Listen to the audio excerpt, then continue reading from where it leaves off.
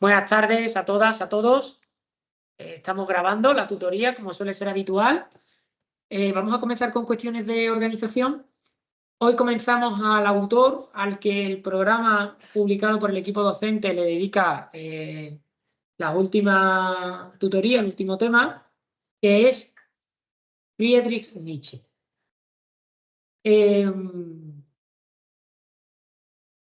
Ya este nos va a acompañar. Con él vamos a concluir. Nos quedan 3 tutorías y a él se las vamos a dedicar, salvo la última, una parte de la última que la dedicaremos más por cuestiones de exámenes, de dudas generales de la materia y tal. Pero este va a ser nuestro compañero de camino, nuestro amigo, nuestro confidente, nuestro maestro. Va a ser Nietzsche. Las tutorías que quedan, por tanto, se las vamos a dedicar al pensamiento de este autor, que es uno de los filósofos más importantes, famosos y disruptivos de toda la historia de la filosofía. Sí que puedo haceros una promesa ya, y es que lo amaréis, lo odiaréis, lo amaréis y lo odiaréis, pero es un autor que a ninguno, a ninguna, os va a dejar indiferentes. Así que mi consejo es que os pongáis cómodos, cómodas, y como si de un vuelo o un crucero se tratara, disfrutéis del trayecto que nos queda, que sin demérito de lo que hemos visto, yo creo que vamos a lo más bonito de toda la asignatura. Antes de comenzar, os voy a decir que en gran medida vamos a seguir el libro del profesor Sánchez Meca, el itinerario intelectual de Nietzsche, que está puesto como bibliografía básica, pero que, como ya dije la semana pasada, no voy a convertir las tutorías que quedan en resúmenes de este libro.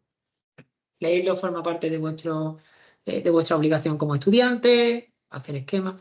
¿Qué voy a hacer yo? Yo voy a intentar presentar una información contextualizadora que nos ayude a interpretar lo que se dice en ese libro y, junto a esto, lo que vamos a hacer es analizar textos de Nietzsche.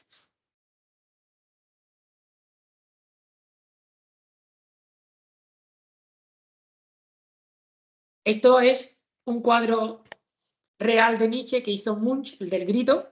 Hizo también un cuadro de Nietzsche, no es una reinvención o una reconstrucción, hay un cuadro de él mirando una iglesia que es muy pequeñita, él es muy grande porque él es mucho más grande que la tradición que intenta destruir y tal. Yo tuve una reproducción de este cuadro durante años y años y años en mi dormitorio, pero ya me lo han censurado, no lo puedo tener.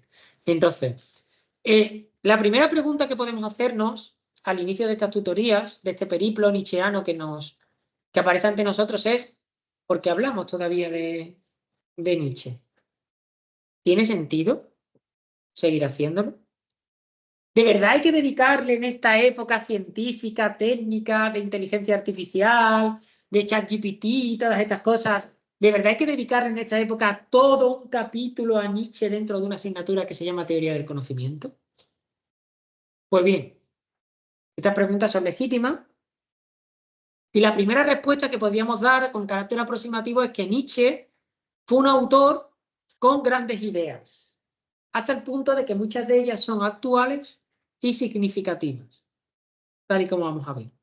Del mismo modo, es uno de los pensadores que establece las bases de lo que hoy son las grandes líneas argumentativas de nuestra actualidad filosófica. Hay pensadores contemporáneos que son incomprensibles, impensables, sin Friedrich Nietzsche. El mismo Nietzsche es consciente de que su pensamiento perduraría a lo largo de la historia, cosa que no era de suyo evidente, porque, como vamos a ver a continuación, la mitad de los libros se los tuvo que autopublicar, ¿eh? Nadie quería publicarlo ni leerlo. Era una cosa muy de pringao, primero del reino. Sin embargo, él es consciente en mitad de este contexto de que su filosofía va a preservarse, va a perseverar, va a influir en la historia. No sé si os tengo el texto, dice, en el Exe Homo dice: conozco mi suerte. Sé que algún día mi nombre irá asociado al recuerdo de algo terrible, de una crisis como jamás la ha habido en la Tierra, de la más profunda colisión de conciencia, de una decisión tomada mediante un conjuro contra todo lo que hasta ese momento se había creído, exigido, santificado. Yo no soy un hombre, soy dinamita. Lo peor de esta frase es que es verdad. Es que el pensamiento de Nietzsche en la historia de la filosofía fue como un boom inmenso y enorme. Y es verdad, es decir, su nombre ha sido asociado a esa colisión contra todo lo que antes se había creído, amado, santificado. Es el filósofo del martillo, el que destruye, ¿no? Además de lo dicho, conviene y es procedente hablar de Nietzsche porque es un autor muy conocido.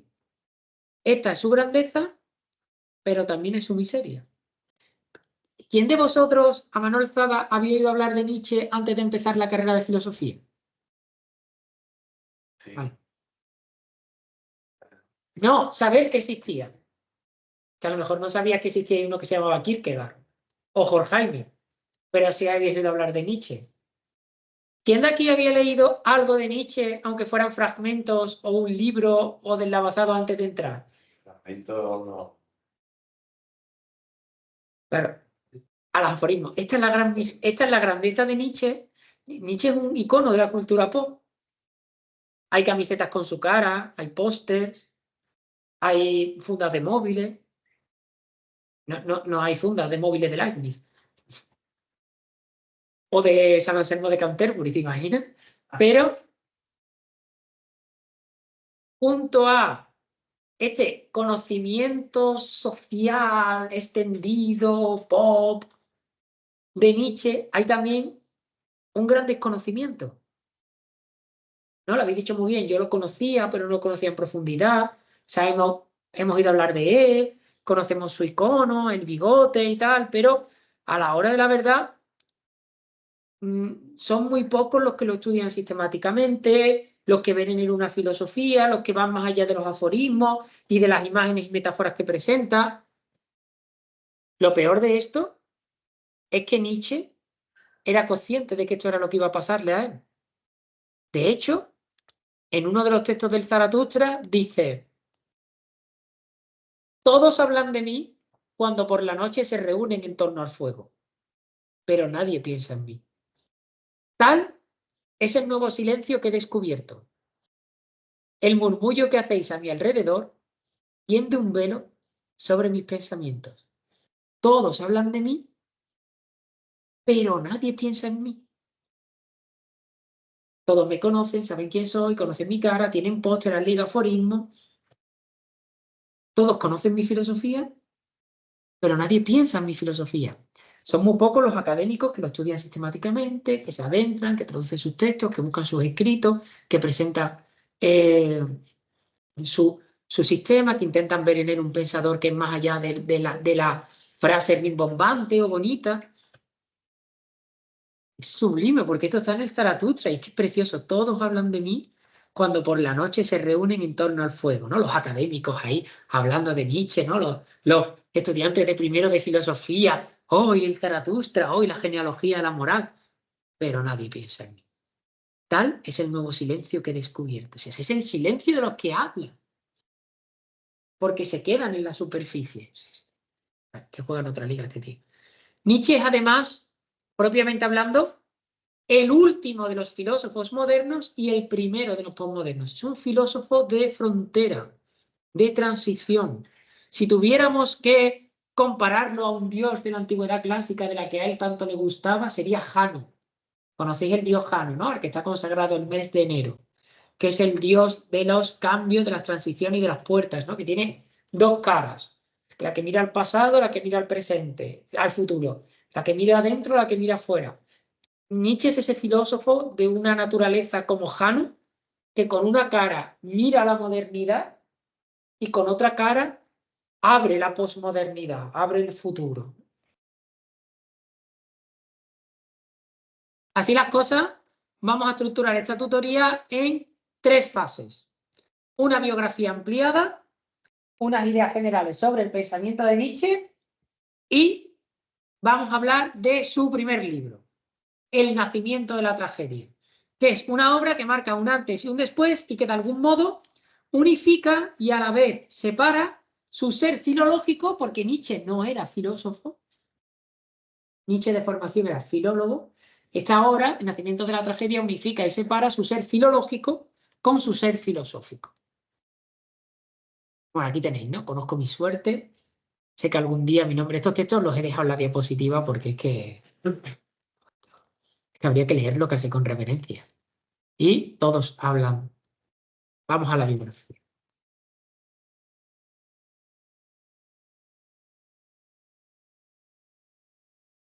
Friedrich Nietzsche nace el 15 de octubre de 1844 en Recken, de una familia profundamente religiosa, tan religiosa que su padre era un pastor protestante. Su padre, de hecho, es un respetuoso clérigo provinciano y nacionalista que cuando bautiza a su hijo le pone el nombre del emperador. Friedrich Wilhelm Federico Guillermo Nietzsche. Porque Nietzsche y el emperador habían nacido el mismo día, el 15 de octubre. Entonces, el padre, como homenaje al emperador, le pone el mismo nombre. En su familia, esto lo explica muy bien, no he recomendado ningún libro, pero mira, hay dos que podríamos publicar, uno muy filosófico y uno muy poco filosófico, ¿vale? De biografía. El muy filosófico es Vidas de Nietzsche, de Miguel Morey. Vidas de Nietzsche, perdón. Tengo aquí, bien. ¿Qué más? Vidas de Nietzsche. El autor es Miguel Morey, que es un filósofo español, uno de los mayores expertos que hay en Nietzsche. Y el segundo, nada filosófico, pero muy del pasteleo, muy de los cotilleos de la familia, en fin, esto es para los que les guste más la filosofía que la historia. Y sería más así como una biografía intelectual. Y a los que les guste más la historia que la filosofía, no son incompatibles, te pueden gustar las dos cosas, ¿vale? Soy dinamita. De su Prideaux. Miguel Morey, un catedrático de filosofía. Su Prideaux, o Prideaux, es periodista. No lo digo como un demérito. Lo digo también porque ella presenta la vida de Nietzsche más como crónica, periodística, centrándose en lo que para un periodista sería de interés de la vida de alguien conocido. ¿Vale? El último, Soy Dinamita, es muy interesante por un motivo que es cuenta muy bien y de manera muy detallada las enfermedades que sufrió Nietzsche. Te das cuenta que Nietzsche fue un hombre profundamente enfermo. Pues bien, Prideaux dice, ella hace una labor periodística, quiero decir, se va a Rocken, busca los archivos parroquiales, busca los certificados de defunción, busca toda la familia y se da cuenta de que en la familia de Nietzsche había habido graves trastornos nerviosos. De hecho, el padre sufrió de migraña, extraños comportamientos, interrupción del discurso y muere con una sintomatología muy parecida a la que luego de la que luego morirá el hijo. En 1846 nació su hermana Elizabeth, en realidad se llamaba Teresa Elizabeth Alexandra, y que tendrá una fuerte influencia sobre él, mucha influencia sobre él. Luego vamos a ver, Nietzsche odiaba a su hermana y acabó estando bajo su tutela. En 1849 murió el padre. El diagnóstico de la muerte o la causa de la muerte es la misma de la que luego se diagnosticará a Nietzsche, que es reblandecimiento cerebral. Se le puso blandito el cerebro, o sea, como si el cerebro fuera duro, ¿sabes? O sea, quiero decir, el cerebro ya es blando.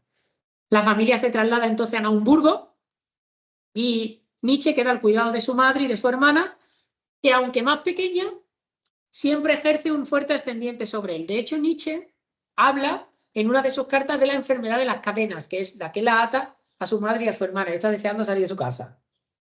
¿Vale? Porque además siente que no puede ser el mismo, que le controlan las lecturas, que le controlan lo que tiene que ser, le impone. Uno de los grandes problemas que tiene Nietzsche, que luego se ve en su filosofía y que se puede estudiar desde el psicoanálisis, es que como el padre muere siendo el niño, Tanto la madre como la hermana ven en él como una especie de heredero natural del padre. Tú tienes que ser clérigo como tu padre, tú tienes que ser un buen hombre como tu padre, tú tienes que ser tu padre. Y él esto de ser su padre no le iba mucho. Y claro, él tiene ahí una dicotomía entre que él por dentro no quiere seguir los dictados de la madre y de la hermana, ni digamos las expectativas que están poniendo sobre él, pero que no se siente con la fortaleza suficiente para llevarle la contraria. A eso se refiere con la enfermedad de las cadenas.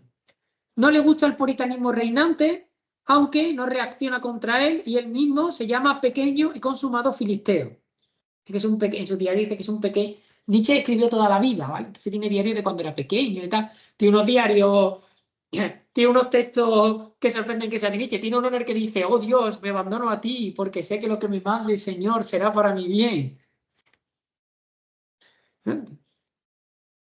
Siempre fue de salud delicada, con fuertes dolores de cabeza y fuertes migrañas. Una de las cosas que sorprende leyendo la biografía de su dinamita es que Nietzsche era uno cuando lee a Nietzsche se imagina un Nietzsche bohemio, rompedor. En realidad no, en realidad era un currante, un tipo que leía todo el tiempo que podía, que escribía mucho, que trabajaba mucho, que traducía, porque además como las enfermedades que le daban de la cabeza, las migrañas y los dolores, le inhabilitaban durante semanas, se sentía culpable por haber estado en el sofá o en la cama o no poder trabajar, y lo que hacía era aprovechar cada momento que estaba bien, a veces incluso por la noche sin dormir, para compensar cuando se encontrara mal. En 1858 ingresa en Forta como becario, es una de las escuelas más prestigiosas. Allí habían estudiado Fichte, Schlegel, Novalis, es un antiguo monasterio cisterciense y tiene aspectos de prisión. El horario de Forta, de la escuela de Nietzsche, está considerado el horario más duro, el horario escolar más duro de toda Europa. Se levantaban a las 4:30 de la mañana, tenían una hora de estudio. En Internet está el horario del régimen de vida. El régimen era semi-monástico y semi-militar. Hay formación, hay oración, hay culto, hay celebración de la palabra, hay muchas horas de estudio, hay repaso. Era la jornada, como os he dicho, era la jornada escolar más rigurosa de Europa. Ahora bien, gracias a Forta, Nietzsche obtiene una sólida formación filológica. A una corta edad habla hebreo, latín y griego. Lo habla y lo traduce. Una de las cosas que cuenta Prideaux es que en Forta, una de las cosas de la educación que promovían era que cualquier alumno mayor podía preguntarle cualquier cosa en latín o griego a un alumno pequeño. Y si el pequeño no sabía contestar, o sea, de curso inferior, si no sabía contestar era castigado. No físicamente, era castigado con más estudio. Entonces, imaginaros la tensión de que tú vayas por el pasillo, te puedan hacer una pregunta en latín sobre un texto, una obra de Virgilio, de Tito Livio, y tú te has que responder en latín. Igualito que el primaria de ahora. ¿Vale? Entonces, claro, él sale sabiendo hebreo, latín y griego, y no solo a nivel de idioma, sino a nivel de cultura, habiendo leído a las grandes figuras de esta. Imaginaros que tenéis 14 años y habéis leído a Homero en griego y a Tito Livio en latín. Además, Nietzsche estudia en un periodo en el que, no solo en esta escuela, sino en toda Alemania, hay una gran grecofilia. Alemania quiere construirse como Estado a imagen y semejanza de la Grecia clásica. Entonces, la educación está montada en torno a los valores de la paideia griega, se promueve que los alumnos conozcan, hagan trabajo. O sea, cuando leéis a la biografía de Nietzsche y veis los trabajos que le mandaban, Nietzsche está presentando con 12 años trabajo que es la virtud en Tito Livio. Son temas de TFG de ahora, ¿vale? Y Nietzsche es un estudiante muy aplicado, tranquilo, disciplinado, con una gran capacidad de trabajo. Y en esta escuela, que es una escuela protestante, Nietzsche aprende, aunque no quiere, algo contra lo que luego se revelará, que es la ética del deber y la autoexigencia de autenticidad, ¿no? tienes que trabajar. La ética del trabajo, ¿no? Típica protestante, tienes que trabajar. Tienes que dar tu mejor versión, no puedes racanear, sí. Cada minuto de estudio tiene que estar dedicado al estudio. En 1864 inicia en Bonn estudios de teología y filología. Por influencia familiar y por la fuerte presencia que tenía todavía en su casa el recuerdo de su padre, su hermana y su madre lo conducen obligatoriamente a la teología, aprovechando que la escuela en la que Nietzsche había estado como becario le había dotado una formación inmensa para acceder a cualquier carrera en la universidad. ¿Vale? Había preparado de sobra para los estudios superiores. Su familia lo conduce hacia la teología y él se inscribe en filología porque es a lo que se siente inclinado. Problema: la teología le parece profundamente aburrida. En este momento Nietzsche todavía no ha perdido la fe, pero la teología le parece poco estimulante. Los debates le parecen... Él tiene una carta donde dice que parece que todos los debates están amañados porque antes de comenzar ya se sabe cómo van a terminar. Y además, mientras está estudiando la teología, tiene una crisis. Lee una obra de un autor,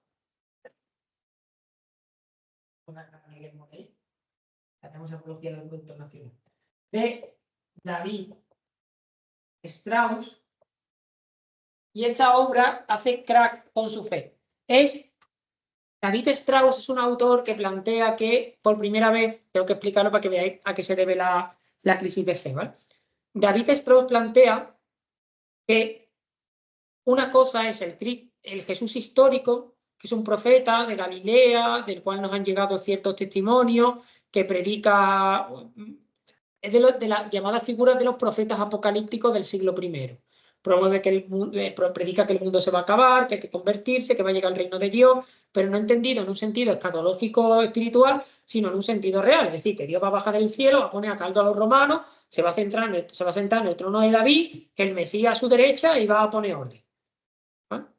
Una cosa es esto, que podríamos identificar como el Jesús histórico, que precisamente por su mensaje político de reinado divino tiene un problema político con la autoridad romana y acaba en la muerte de Cruz como un traidor político, al que esta figura es diferente del Cristo de la fe, que es el planteamiento teológico o la reflexión teológica que diferentes personas han hecho tomando como referencia esta figura histórica. Pues bien, Strauss plantea una crítica de los evangelios en los que él intenta despojar a los evangelios de toda connotación religiosa para buscar lo que dicen del Jesús histórico. ¿Vale? Esto se le conoce como las quests, las búsquedas del Jesús histórico. Está la first quest, la second quest, ¿vale?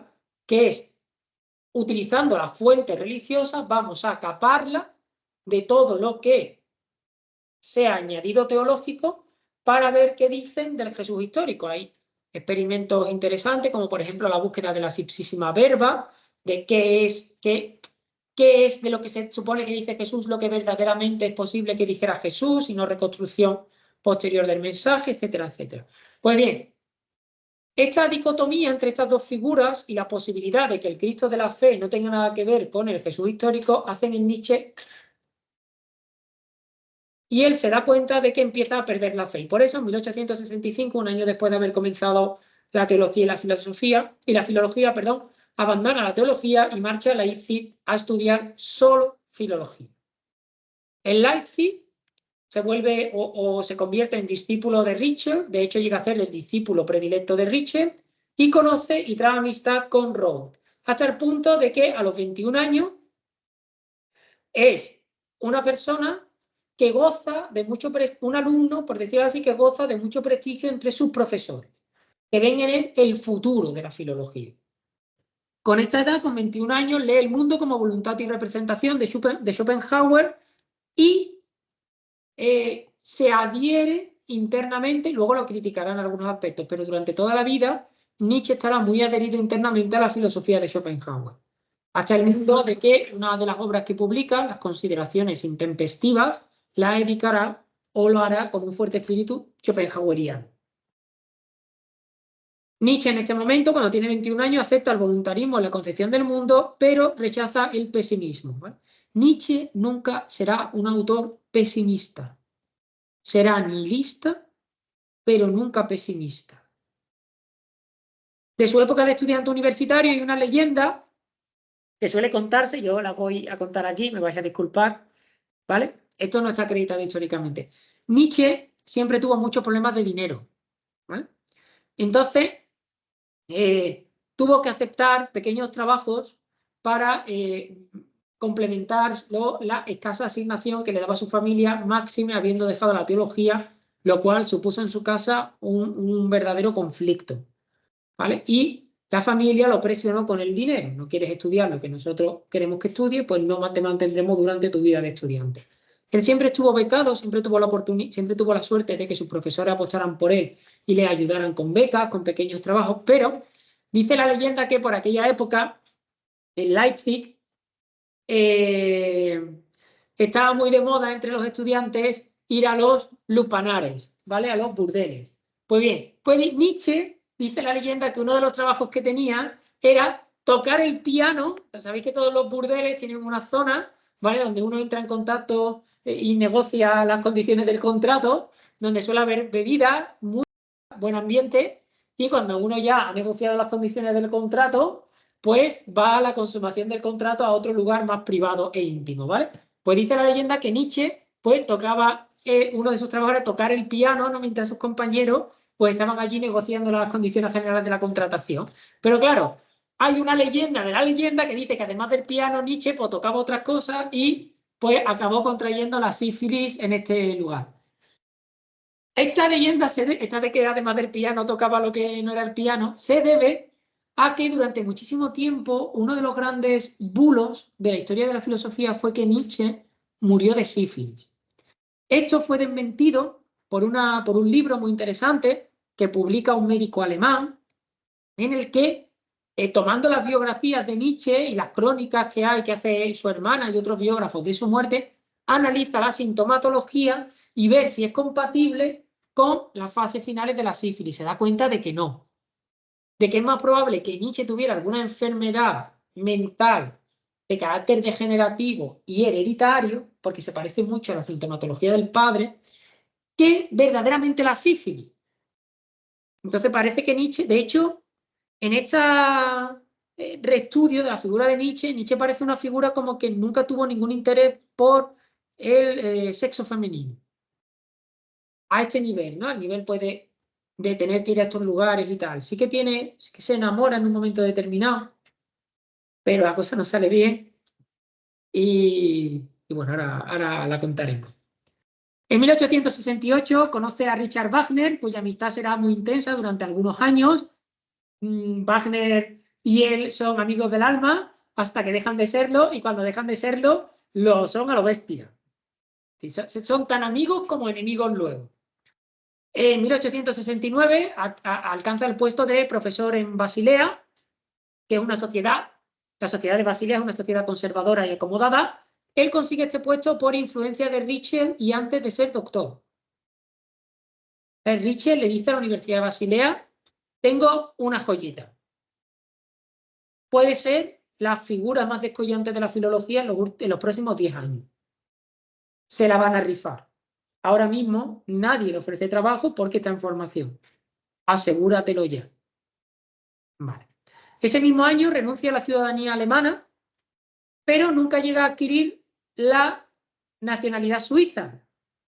Entonces, Nietzsche fue una apátrida toda la vida, porque por elección había renunciado a ser alemán, pero nunca llevó a cabo los trámites burocráticos para ser suizo.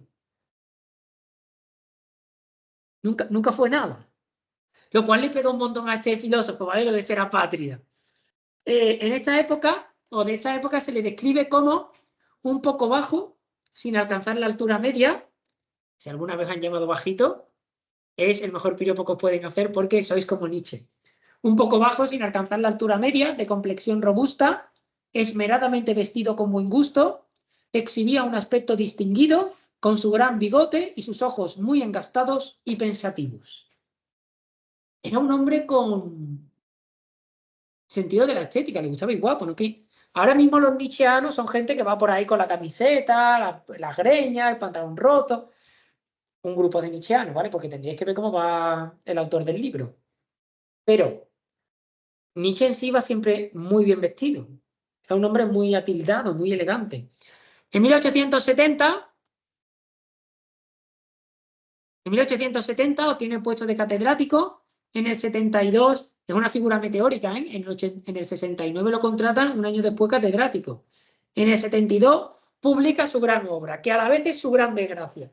Nietzsche no quería publicar El nacimiento de la tragedia, pero Ritschl y otros profesores que habían apostado por él le dicen: la universidad ha apostado por ti, te ha dado un pedazo de contrato, te ha hecho catedrático, pero no tenemos nada que avale que tú eres el gran filólogo.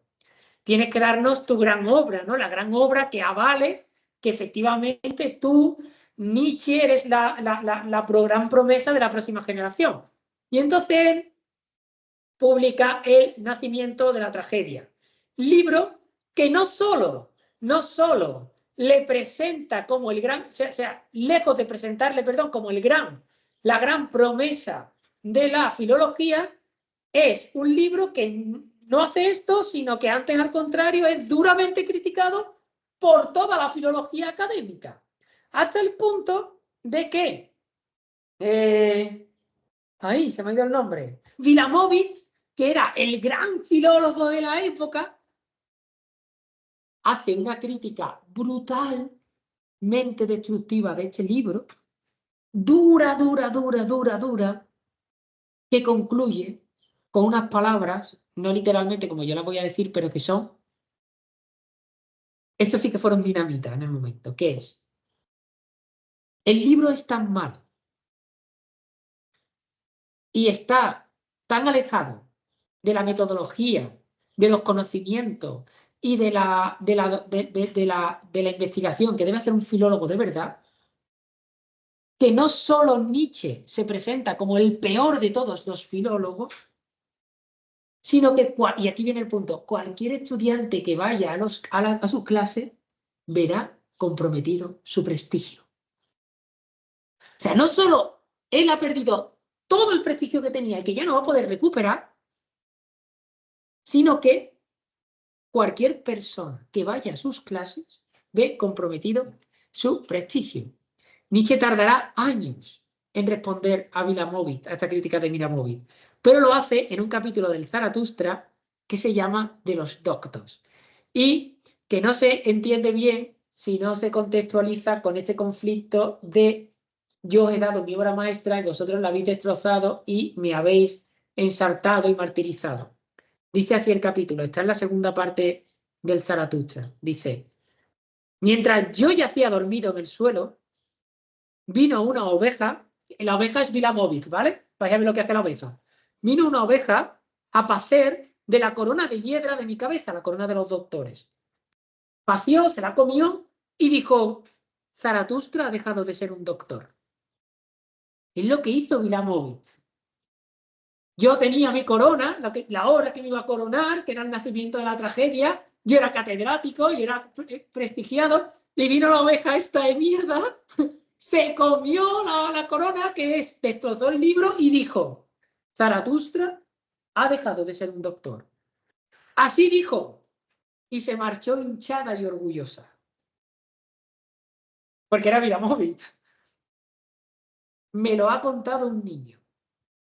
Me gusta estar echado aquí donde los niños juegan, junto al muro agrietado, entre cardos y rojas amapolas. No necesito el laurel de los doctores, yo estoy aquí entre los cardos, entre los niños. El niño es muy importante, lo vamos a ver en la filosofía de Nietzsche, porque es la última gran transformación del espíritu. Todavía soy un doctor para los niños. Y también para los cardos y para las amapolas. Son inocentes incluso en su maldad. Porque el otro era malo, pero no era inocente, ¿vale? Estos al menos son inocentes. Más para las ovejas, o sea, está comparando a toda la academia, queridos profesores de universidad que estáis escuchando esto. yo incluido, está comparando a los profesores académicos con las ovejas. Mas para las ovejas he dejado de ser doctor. Así lo quiere mi destino. Bendito sea. Pues esta es la verdad. He salido de la casa de los doctores y además he dado un portazo a mis espaldas. Que no me han echado, ¿eh? Que me he ido yo. Durante demasiado tiempo, ojo lo que viene ahora, ¿eh? Durante demasiado tiempo mi alma estuvo sentada hambrienta a su mesa. Yo no estoy adiestrado al conocer como ellos, que lo consideran o que consideran el conocimiento un cascar de nueces. Solo ruido. Es solo ruido. Fijaros qué metáfora, ¿eh? Durante demasiado tiempo mi alma estuvo sentada hambrienta a su mesa. Creí que allí mi alma encontraría. O sea, he ido a la academia, al templo del conocimiento, a que mi alma se saciara y durante demasiado tiempo mi alma estuvo sentada hambrienta a su mesa. Paréntesis, de la universidad actual se puede decir lo mismo. Amo la libertad y el aire sobre la tierra fresca. Prefiero dormir sobre pieles de buey que sobre sus dignidades y respetabilidades. Para vosotros la toga, los birretes y los anillos de doctores. Yo quiero la piel del buey. Yo soy demasiado ardiente y estoy demasiado quemado por pensamientos propios. No como vosotros, que solo repetís. A menudo me quedo sin aliento. Entonces tengo que salir al aire libre y alejarme de los cuartos llenos de polvo. Pero ellos están sentados, frío en la fría sombra. En todo quieren ser únicamente espectadores y se guardan de sentarse allí donde el sol abrasa los escalones. Semejante a quienes se paran en la calle, miran boquiabiertos a la gente que pasa. Así aguardan también ellos y miran boquiabiertos a los pensamientos que otros han pensado. ¡Ay, esa filología académica que no piensa! Solo repite a Tito Livio, a Salustio, a Virgilio. Se pelean por si esta coma va aquí, por esta etimología, por de dónde viene esta palabra. Pensad con vuestras propias palabras. Fijaros, ¿eh? Miran boquiabiertos a los pensamientos que otros han pensado. Si se los toca con las manos, levantan sin quererlo polvo a su alrededor, como si fueran sacos de harina. Pero ¿quién adivinaría que su polvo procede del grano y de la amarilla delicia de los campos de estío? Cuando se las dan de sabios, sus pequeñas sentencias y verdades me hacen tiritar de frío. En su sabiduría hay a menudo un olor como si procediese de la ciénaga. Y en verdad, yo he oído croar en sus conferencias a las ranas. Son hábiles, tienen dedos expertos. ¿Qué quiere mi sencillez en medio de su complacencia? De hilar y de anudar y de tejer, entienden sus dedos, son arañas. Así hacen los calcetines del espíritu. Son buenos relojes, con tal de que se tenga cuidado de darles cuerda a tiempo. Entonces señalan la hora sin fallo y al hacerlo producen un discreto ruido. Fijaros las imágenes que está utilizando para la universidad los profesores universitarios. La ciénaga, la araña que teje para que caiga embaucada en sus redes, el reloj que no hace nada, solo marca la hora, que no tiene nada propio, que no requiere nada más que le des cuerda, que no rompe el ritmo, que no interrumpe, que no cuestiona el status quo, que no incide en la sociedad, hace un discreto ruido. Trabajan igual que molinos y morteros. Basta con echarle nuestros cereales. Ellos saben moler bien el grano y convertirlo en polvo blanco. Se miran unos a otros los dedos y no se fían del mejor. Son hábiles en inventar astucias pequeñas. Aguardan a aquellos cuya ciencia anda con pies tullidos. Aguardan igual que arañas. Siempre les he visto preparar veneno con cautela. Y siempre al hacerlo se cubrían los dedos con guantes de cristal. También saben jugar con dados falsos. Y los he encontrado jugando con tanto ardor que al hacerlo sudaban. Somos recíprocamente extraños. No es que nos hayamos llevado mal. Y sus virtudes repugnan a mi gusto aún más que sus falsedades y sus dados engañosos.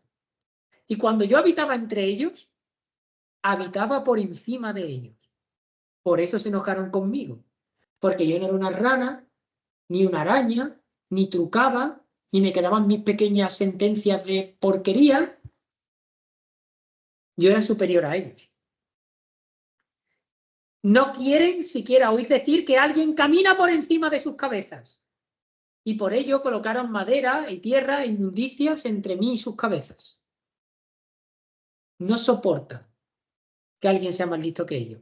Esto le pasa a los catedráticos de hoy día también. Pensáis que esto es... Así amortiguaron el sonido de mis pasos. Y hasta hoy, quienes peor me han oído han sido los más doctos de todos. Quienes más me rechazan son los que más deberían acogerme. Quien debe entenderme son los universitarios. Los listos. Entre ellos y yo han colocado las faltas y debilidades de todos los hombres. Techo falso. Llaman a esto en sus casas. Mas a pesar de todo, sigo caminando con mis pensamientos por encima de sus cabezas. Y aun cuando yo quisiera caminar sobre mis propios errores, continuaría caminando por encima de sus cabezas. Soy mejor que ellos hasta cuando me equivoco. No está mal como respuesta a la crítica, ¿verdad? Es sublime. ¿Vosotros sabíais quién era Vilamovich antes de que yo os hablara de Vilamovich? Pero que sabíais quién era Nietzsche. El game over Vilamovich. Vilamovich es muy conocido, ¿vale? Dentro de los círculos filológicos. Muchísimo, muchísimo después, claro. A él el resentimiento, a él le llega. Aunque él diga a mí, voy ratas y hay ranas de ciénaga, a mí no me afectan vuestras mierdas, pero sí que me afecta un poquito, me ha dolido en el corazoncito. Hombre, es que... 20 años después. O sea, imagínate, es muy duro que alguien no solo diga que eres un mal profesional, sino que cualquier persona que se junte contigo será tenido por mal profesional. Esto, salvo que seas político, estas cosas duelen. Entonces, a él le dolió. Pensad que la consecuencia práctica más directa de la crítica de Vilamovich es que al año siguiente Nietzsche no tiene ni un alumno matriculado en sus clases.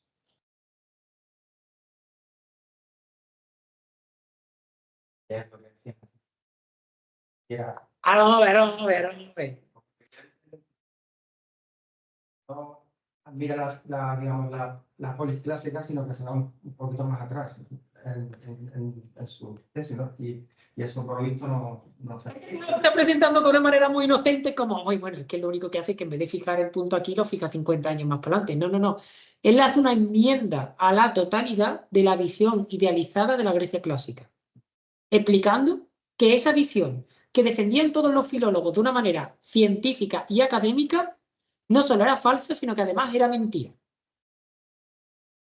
Y que el origen y el verdadero espíritu de Grecia, lejos de ser el clasicismo renacentista, que era donde se estaban fijando, era la orgía, la fiesta, el llanto, ¿no? Esa danza salvaje, alienadora, que te disocia, ¿vale? Pero ahora lo vamos a ver, ¿vale? Entonces, claro, el libro es una enmienda a la totalidad de la filología académica. Y lo que él dice es, en esta obra es, a ver, cortos de mente, encima de que os he mostrado vuestros errores, no solo no me habéis hecho vuestro líder, sino que además me habéis criticado. Ovejas. Por eso las comparan las ovejas. Las imágenes del Zaratustra están muy bien pensadas, por eso no es un libro que pueda leerse a la ligera. ¿Qué es lo que caracteriza a la oveja? La oveja es un animal gregario, nunca piensa por sí mismo. Va a donde va, la oveja individual, va a donde va el rebaño, a donde dice el pastor, a donde la lleva el perro. Si hay algo más antiintuitivo para una persona que se dedica a la universidad, que su función es hacer avanzar la ciencia, llegar donde otros han llegado, plantear tesis nuevas, visiones innovadoras, sin la antiimagen en la oveja. Y decir que el líder de una disciplina, como era Vilamovich, que dentro de la filología es muy conocido, ¿vale? Nosotros no lo conocemos porque no tiene esa extensión transversal de Nietzsche, pero es muy conocido. De comparar a esa persona que se supone que es la punta de lanza de la disciplina con una oveja, Es decir, lo que se podría decir hoy de la universidad, que es autorreferencial, pobre, burocratizada y que no tiene ninguna incidencia real dentro de la sociedad. Y que todos siguen al líder, el departamento. A ver si me cae la subvención, el proyecto de investigación, a mí también. ¿Vale? Todo lo que ha dicho Nietzsche sobre los doctos se podría decir hoy de los doctos, con algún matiz. Entre 1873 y 1876 publica Las consideraciones intempestivas, que son 4 textos en los que critica la cultura europea. En el 73 escribe Verdad y mentira en sentido extramoral, que será publicado póstumamente. En el 76 comienza su distanciamiento de Wagner. Él se toma una licencia de 1 año en la universidad le dio igual porque no tenía alumnos, y marchó a Sorrento. En el 77 publicó Demasiado humano. En el 79 su salud empeora y abandonó la cátedra que era formal pero no material, nadie iba a sus clases. Viaja por diversas ciudades, sobre todo ciudades italianas. En 1880 visita Sils Maria, donde tiene en el 81 la revelación del eterno retorno de lo idéntico, o el eterno retorno de lo igual, de la que hablaremos más adelante, esa gran revelación. Nietzsche tiene 2 grandes revelaciones a lo largo de su vida. La primera es la del eterno retorno, que hablaremos porque es importante esta concepción para el tiempo, para la historia, para la propia antropología, porque parece una idea muy sencilla, muy estúpida hasta que se la toma en serio y entonces te destruye todos los esquemas. Y la otra gran revelación que él apunta en su diario es la revelación del nihilismo, ¿no? Aquella frase tan conocida, tan famosa de todas las cosas que son carcomidas por la nada. Todas las cosas que son carcomidas por la nada. Esta es para Nietzsche la verdad más difícil de aceptar y aquella que produce que nos llenemos de ruido. Que inventemos la cultura, la universidad, la fiesta, el canto, el cuento, que intentemos olvidar que todo va de manera inexorable hacia una nada absoluta. ¿No? Esta es el abismo que hay que evitar, ¿no? En 1882 publica La Galla Ciencia y conoce en Roma a Lu Andrea von Salomé, de la que se enamora perdidamente. Lo que pasa es que Salomé le dice, yo creo que es el piropo insulto más cruel, bonito o tal que se pueda decir, es que lo admiraba como filósofo, tanto como le repugnaba como hombre.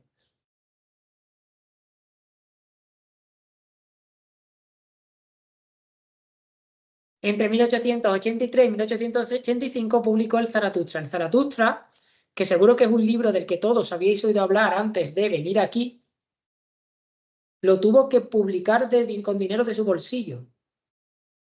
Nadie se lo quería editar. El Zaratustra es un libro que a día de hoy se sigue haciendo ediciones todos los años.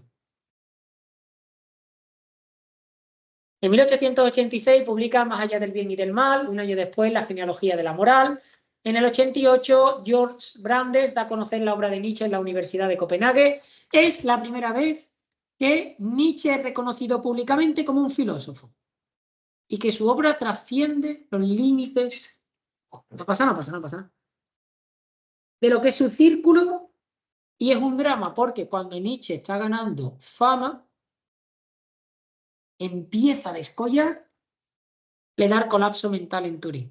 La historia del colapso mental la conocéis, la del caballo. Hay una plaquita en Turín, sí, todos, entonces no os cuento.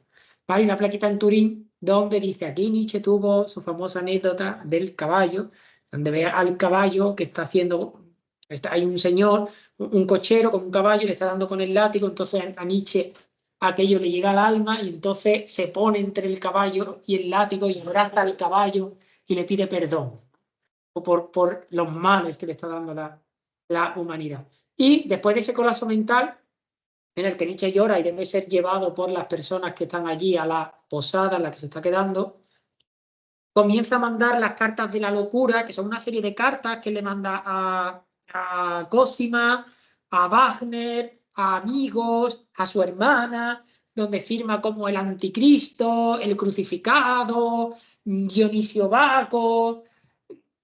Y hay un amigo suyo, Franz Offerbeck, uno de sus amigos más fieles, que como nadie sabía dónde estaba, va siguiendo los matasellos de las cartas hasta que da con él en Turín. Eso es amistad, ¿eh? Yo va siguiendo el itinerario de los matasellos hasta que da con Nietzsche.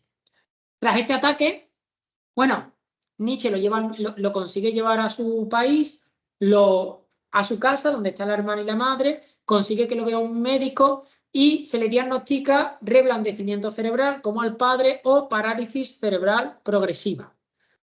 Problema, aparece un juicio, se entabla un juicio entre Franz Offerbeck y Elizabeth Mitchell. Ambos reclaman ser los tutores del Nietzsche incapaz. Offerbeck dice que Nietzsche en vida ha manifestado en múltiples ocasiones que si algún día le pasaba algo no quería quedar bajo la tutela de la hermana. Elizabeth alega, soy su sangre. ¿Quién mejor? El juez falla a favor de Elizabeth y Nietzsche pasa los 10 últimos años de su vida mudo, en una situación de casi inactividad, cuidado primero por su madre, que estaba todavía viva, y a la muerte de su madre por su hermana, que durante los últimos años de vida de Nietzsche es la que controla no solo su persona, sino también sus escritos. ¿Por qué digo esto? Porque Elizabeth, que era una amiguita nazi, no tuvo ningún empacho en falsificar, modificar, añadir o quitar dentro de la obra del hermano lo que le dio la gana y publicarlo como si fuera del hermano, hasta el punto de que solo muy posteriormente los historiadores de la filosofía, los expertos en la filosofía nietzscheana, han sido capaces de despojar la obra de Nietzsche de todos los añadidos. Hizo con Nietzsche y con la obra de Nietzsche lo que le dio la gana. Elizabeth hacía tertulias en casa sobre la obra de Nietzsche, en su casa, por las que cobraba dinero. Y en un momento determinado, imaginaros que esta pared que yo tengo detrás no fuera una pared, sino que fuera una vidriera de estas que enturbian la imagen, no de las que se ve claramente. Pues en un momento determinado, cuando ya la tertulia iba en unas horas del día en las que ya la tertulia costaba más dinero, ella subía por Nietzsche, lo paseaba por la vidriera, veía la silueta y habéis visto a Nietzsche, entonces paga más. Aquí tenéis, esta foto es real, ¿vale? Esta foto es histórica. Aquí tenéis a Nietzsche enfermo con la hermana, esta es Elizabeth. ¿Vale? Este es Nietzsche ya colapsado. En 1897, Elizabeth y Nietzsche se instalan en Weimar. El 25 de agosto de 1900, al inicio del siglo XX, Nietzsche muere. Su hermana solo facilita un acceso incompleto y parcial a los manuscritos y, de hecho, favoreció ocultaciones e interpolaciones progermánicas y antisemitas en los escritos de su hermano. De hecho, ella publicó un libro, que es del hermano, que es La voluntad de poder, que luego el libro, quitado todo lo que no era de Nietzsche, se ha quedado muy poquita cosa. ¿Vale? Y en 1908 aparece su última obra póstuma, que es Ecce Homo. ¿Tenemos más o menos la vida de Nietzsche? Interesante, no me digas que no. ¿Vale? Elizabeth también es una persona, para hablar de ella, ¿eh? Elizabeth se casa con un rico potentado proario, se va a Latinoamérica a fundar una colonia aria, pura, financian las campañas por la cerveza. Sabéis que Hitler empieza su actividad política dando una serie de discursos, conferencias en las cervecerías de Múnich, creo que era, ¿no? De Múnich. Esta campaña, en parte, era financiada por un grupo de personas, porque claro, esas cervezas habían que pagarlas. Y de hecho, para favorecer que la gente fuera, mientras Hitler estaba hablando, las cervezas eran gratis para los que lo escucharan. cerveza gratis muy poco te tiene que interesar el tema. Claro, muy poco te tiene a ti que interesar el tema. Porque por cerveza gratis tú piensas el bodrio que eres capaz de escuchar. Si te dicen que durante la hora que va a estar hablando este señor, la cerveza es gratis, tú dices, es como si habla del cultivo del espárrago en suelo secano. Entonces, claro, esa cerveza la pagaba alguien.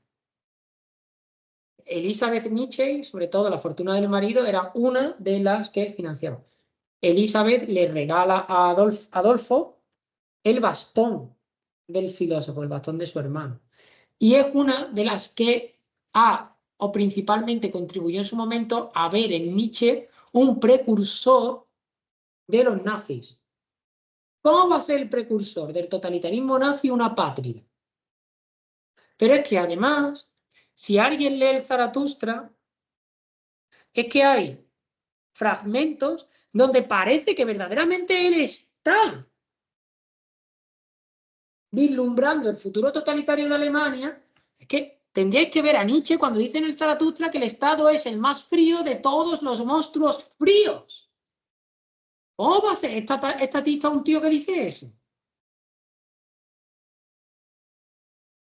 Que luego te enteras, te vas a los sitios y ves canales de YouTube o ves chorradas de no, es que Nietzsche era un pronazi, es que Nietzsche es el padre del individualismo, es que si lees a Nietzsche te vas a volver individualista. No, no solo por leer a Nietzsche. Ideas generales, algunas vamos a ver antes de... Bueno, nos vamos a quedar aquí, ¿vale? Vamos a terminar aquí, o sea, aquí nos vamos a quedar en las ideas generales. Recuerdo que la tutoría de la semana que viene, no sé si la vamos a grabar o no, ¿vale? Porque cuando empecemos con las ideas generales y los textos, ya yo quiero que vosotros participéis un poco más. Y hay gente que se coarta un poco cuando está la cámara. Entonces, antes de empezar la semana que viene, decidiremos si grabamos o no. Si no, queda esta tutoría de Nietzsche como homenaje a la vida de uno de los filósofos más importantes del siglo XX. Vamos a dejar de compartir, perdón. Y vamos a cortar la grabación.